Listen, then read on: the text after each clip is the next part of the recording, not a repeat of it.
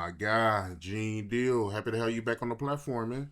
Man, I'm happy to be back, man. You know what I'm saying? I've been doing a lot of stuff, brother. I mean, like, I've done shows for James English over in London and this dude from Australia. And, people worrying about me doing shows with you over here on the Art of Dialogue. But I'm right here and I'm going to continue to be right here. So let's get at it. I'm right here for you. What's up? Yes, indeed, man. We got a lot to get into, man. I guess we could start with Diddy. How you feel about him asking the judge to grant him a bail? Yo, I just got some information myself, man, because it was strange to me that every month he's going up for a bail hearing. And I know that seems strange to a lot of people.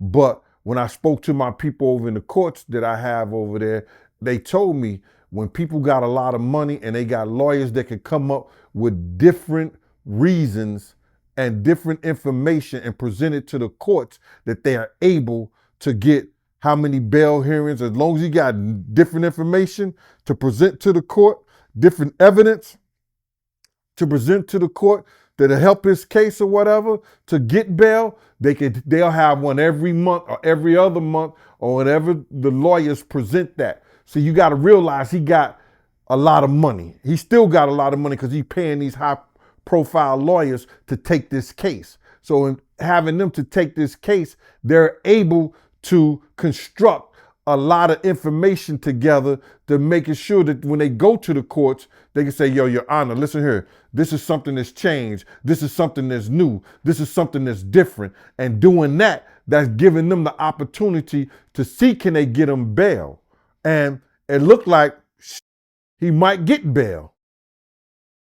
Now you're wondering why I'm saying that. See, they are trying to use some of the things that happen to criminals all the time or inmates all the time. They always, brother, they always do those impromptu searches. And in one of the cases, in this particular case, they said that when they did the impromptu search, well, they took some of his legal information, and the judge ordered them to give that back. So I guess the lawyers are going to come up with a couple of new things saying that he can't properly, have his case be properly, what do you call it when they client get they client and lawyer privileges. He can't properly do his case with, you understand, with them constantly going into jail cells, searching him, taking his legal briefs, taking his information, and then probably using this against him. But I don't believe none of that to be true. I believe that they went in there just like they do all the other inmates based on the information they had. You got to realize this, bro. They found out that Diddy was using other inmates' phone cards. Now, that probably happens all the time. You understand? And he got to be probably the smartest, dumbest person that I know, because he got to know that those phone calls are being taped. So whatever his lawyers and them come up with, the prosecution's going to come up with something else. So the judge is going to want to know, well, what did they do, when they found out he was in violations of some of this stuff that he was doing? Did they charge him with something new? Did they take some of his privileges away? What has happened in the interim of him doing this stuff that they alleged that he done? So it's going to be a whole forestry of next week, because what they did was they held off whatever the procedures was going to go down today. The judge say he going to revisit this next week. So I guess, I don't know if it's Monday, Tuesday, Wednesday. We'll find out what's going on, but it's going to be something that I think it may shock the world. Wow, so he might get out. I think that he shouldn't be out if a third of the information that they got, if a third of the information they got is right. He shouldn't be out. But see, this is what people don't understand about the federal government. This is what the people don't understand about the Southern District of New York. When they come and get you, when they decide to lock you up, they already won their case. So all these people out here thinking that they don't have a case and they don't have nothing, you got to understand what they're dealing with, brother. You got to understand what they got. Check this out. Diddy is a multi-millionaire. He's a multi-millionaire. If he wins this case against them, look at all the business that he lost. Look what they made him look like in the public eye. He could bankrupt. he could bankrupt the government on lawsuits. Not really, but you know what I'm talking about. The thing about it is this. They know they already won their case. He's going to have to plead guilty to something. Maybe the guns.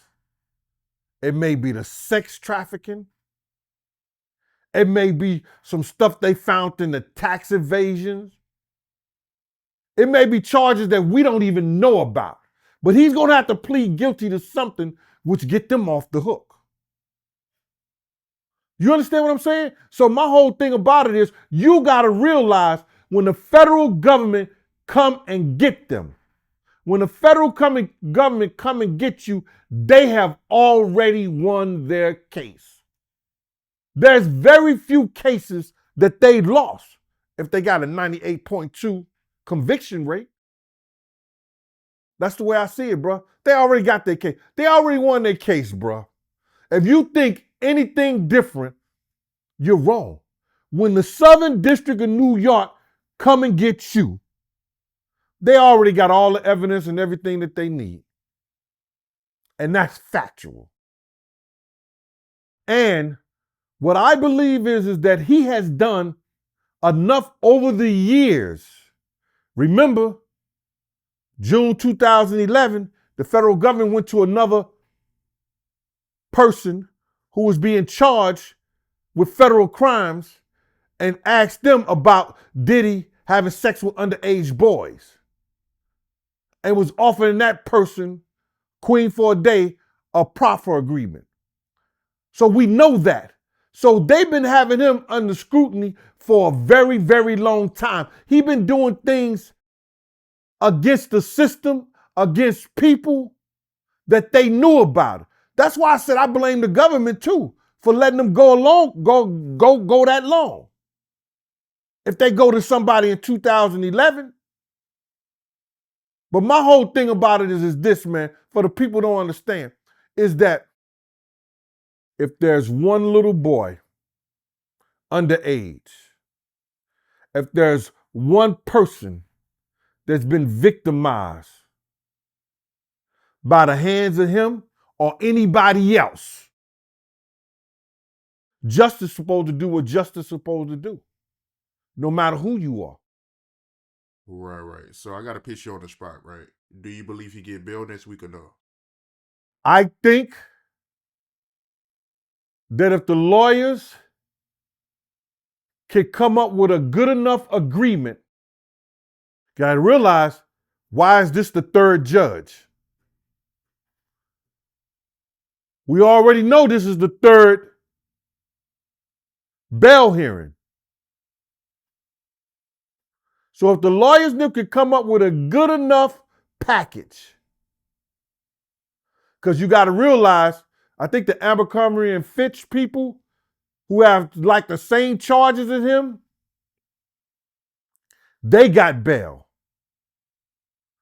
Diddy's high profile, but we know that he was trying to do allegedly what they're saying. They're saying that he was doing some witness tampering. So now, do we get bail based on, is he denied bail based on the witness tampering and the prosecution can prove that he still might have that certain things. He still might do those certain things when he get out. And they could prove that he's not a flight risk because he's a celebrity. So I don't think he would be a flight risk. He couldn't go nowhere. You understand? And I don't think there's a pilot out here that will fly him unless he's paid under the table and he's one of those Colombian cartel guys that'll get him out the country or whatever like that. So I don't think that he may be a flight risk, but I truly believe that the lawyers them going to have to come up with something that's real good that the judges see that, yo, we're going to give you $100 million, close to $50 to $100 million, ankle bracelet, check in with the PO, either Zoom or come in once every 2 or 3 days. Once every 2 or 3 days, you go down and check with the PO, you know, the federal agent or whatever like that. And then the marshals will come out to his house once or twice a week, give him a urinalysis test right there on the spot. Because as a parole officer, we used to do the same shit. So they may give them a package like that that'll allow him to come home, and then he could be able to fight his case on the outside with his lawyers now.